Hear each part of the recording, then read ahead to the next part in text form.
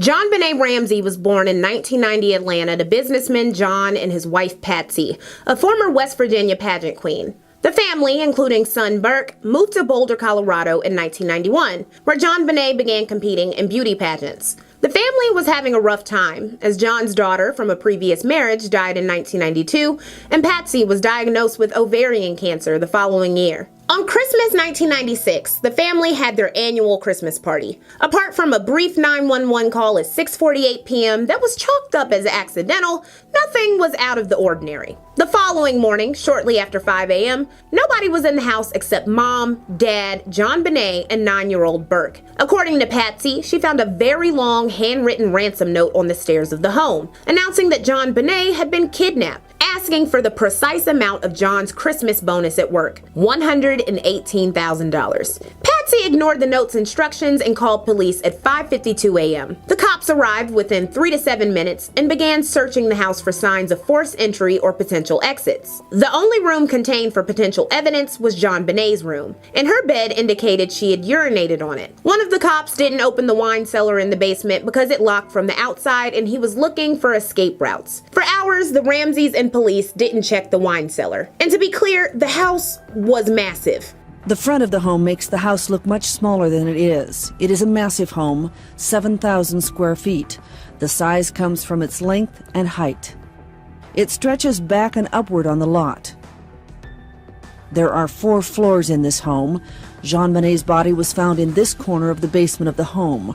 Multiple friends and family members had packed into the home to comfort the Ramseys, contaminating everything. At 1 p.m., John and his friend Fleet White searched the home for inconsistencies, and they decided to open the door to the wine cellar, and they found JonBenet's corpse inside. Duct tape was on her mouth, and a broken paintbrush from Patsy's art supplies and a nylon cord had been used as a garrote. John picked up her body and took it upstairs, where she was then moved again, meaning her body was contaminated twice and the crime scene disturbed. Fleet White would later come to be suspicious of his friend after they found JonBenet in the basement. An autopsy found pineapple and milk in JonBenet's stomach, and a bowl had been photographed by forensic investigators in the kitchen, but neither parent remembered feeding her pineapple. Burke's fingerprints were found on the bowl, but the Ramseys insisted Burke was asleep throughout the night and wasn't woken up until after police arrived. Investigators and the American public wondered if there was an intruder, thanks to evidence like an unidentified boot mark in the basement and unidentified DNA found on JonBenet's underwear and stockings.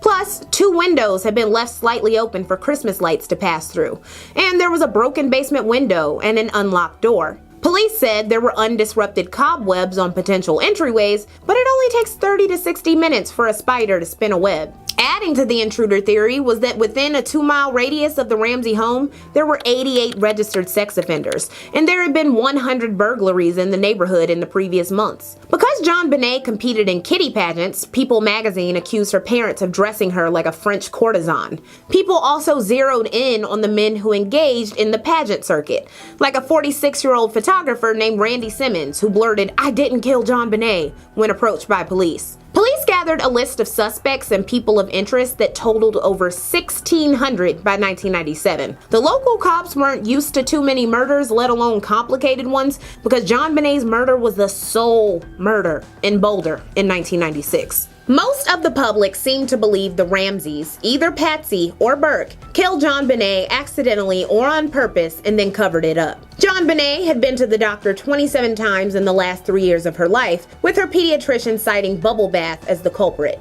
And whoever wrote the really long ransom letter had used multiple movie references and the family's own office supplies. There were eventually over 2,000 web pages dedicated to the case, with uninvolved self-styled experts given unprecedented media coverage. They posed all kinds of theories, and it's unsurprising that the Ramseys closed ranks and refused to talk to the police without their defense team present. Their privilege allowed them a gigantic buffer that the average parent, particularly black ones, wouldn't have. They moved back to Atlanta and offered a $100,000 reward on April 27, 1997. What we want to let everyone know is that this $100,000 reward is for information leading to the arrest and conviction of the killer of our daughter.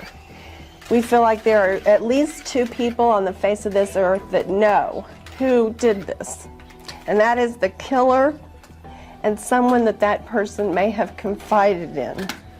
And we need that one phone call. We need the one phone call to this number that will help the authorities come to a conclusion to this case. But let me assure you that I did not kill JonBenet. I did not have anything to do with it. I love that child with my whole of my heart and soul. Wrote James Brooks, the Ramseys have consistently maintained their innocence, but for months after the murder, they declined to talk to the police. Instead, they mounted a defense team that sounds like a defense lawyer's Christmas carol. 8 lawyers, 4 publicists, 3 private investigators, 2 handwriting analysts, and 1 retired FBI profiler. The story became media fodder, and the Ramseys faced a possible grand jury indictment for putting JonBenet at risk and obstructing a crime scene. Ultimately, they were never charged. Nobody ever was, despite 30,000 pieces of evidence introduced to a grand jury to support both the intruder or parent theory.